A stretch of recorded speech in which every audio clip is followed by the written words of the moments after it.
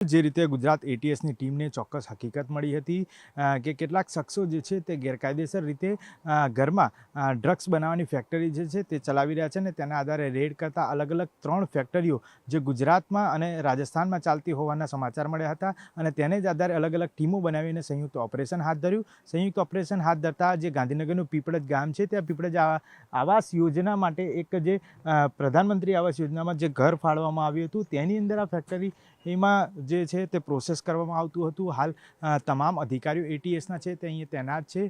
મુદ્દામાલની ગણતરી જે છે તે કરવામાં આવી રહી છે, પરંતુ માનવામાં આવ્યું છે કે 10 જેટલા આરોપીઓ આ આખા રેકેટમાં સંડોવાયેલા હતા. તેમની ધરપકડ કરવામાં આવી છે અને ફેક્ટરીમાંથી કાચું ડ્રગ્સ જે છે તે પણ મોટી માત્રામાં મળી આવ્યું છે. અલગ અલગ જે 3 ફેક્ટરીઓની વાત કરી ત્યાં સુધી તે રાજસ્થાનમાં 2 અલગ અલગ ફેક્ટરીઓ હતી, જ્યારે એક આ ગાંધીનગરથી મળી આવેલી ફેક્ટરી જે છે તેમાં પણ અત્યારે હાલ તપાસ ચાલી રહી છે. આવનારા દિવસોમાં આ ડ્રગ્સ ક્યાંથી આવતું હતું, તેની સાથે અન્ય કયા વ્યક્તિઓ સંડોવાયેલા હતા, આ તમામ બાબતે તપાસ કરવામાં આવશે. પરંતુ એ ચોક્કસથી કહી શકાય કે જે રીતે ડ્રગ્સનો કાળો કારોબાર ચાલતો હતો તે બહુ સિફતપૂર્વક ચાલતો હતો. આસપાસ જે વિસ્તાર છે તે વિસ્તારથી આપણે દ્રશ્યમાન કરવા માંગીશ કે અત્યારે હાલ જે આ વિસ્તાર છે તે મૂળ હાઈવેથી અંદરના ભાગે જે કે ખેતીલાયક જમીન છે તે જમીનની અંદર એક મકાન બનાવવામાં આવી છે અને મકાનની અંદર કોઈને ખ્યાલ ના આવે તે પ્રકારે આખું કારોબાર ડ્રગ્સનો જે છે તે ચાલતો આવતો હતો. જે રીતે આપ દ્રશ્યો જોઈ રહ્યા છો તે અત્યારે હાલ 2 પોલીસની વાન જે છે, ગુજરાત એટીએસની ટીમ જે છે, સ્થાનિક પોલીસ છે તે અહીંયા આગળ તૈનાત છે.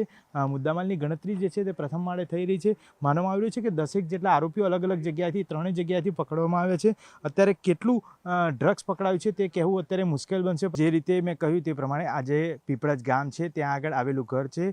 પ્રધાનમંત્રી આવાસ યોજનાની સ્કીમ હેઠળ બનાવવામાં આવેલું ઘર છે. એક તકતી જે છે તે તકતી આપને બતાવવાનો પ્રયત્ન કરીશ કે કોના નામે શું છે.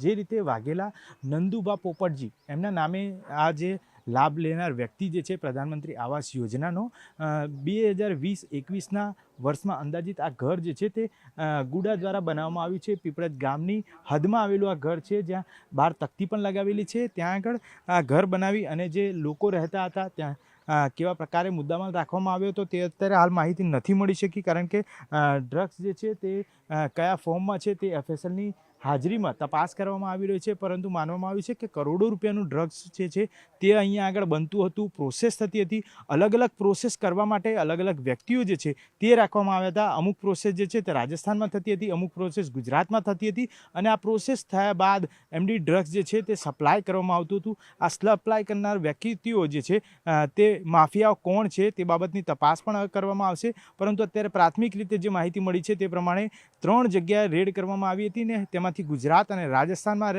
રેડ કરવામાં આવતા 10 વ્યક્તિઓ જે છે જે આ કેસમાં સંડોવાયેલા હતા તેમની અટકાયત કરવામાં આવી છે. રાજ્યના ગૃહમંત્રી જે છે હર્ષ સંઘવી તેમને પણ અનેક વખત આ પ્રકારે ટકોર કરી હતી કે જાબાજ ઓફિસરો જે છે એટીએસના તે આ પ્રકારના ડ્રગ્સની માહિતી લઈ આવે છે અને અનેક જગ્યાએથી દેશ વિદેશ હોય ત્યાંથી પણ આરોપીઓને પકડી પાડે છે.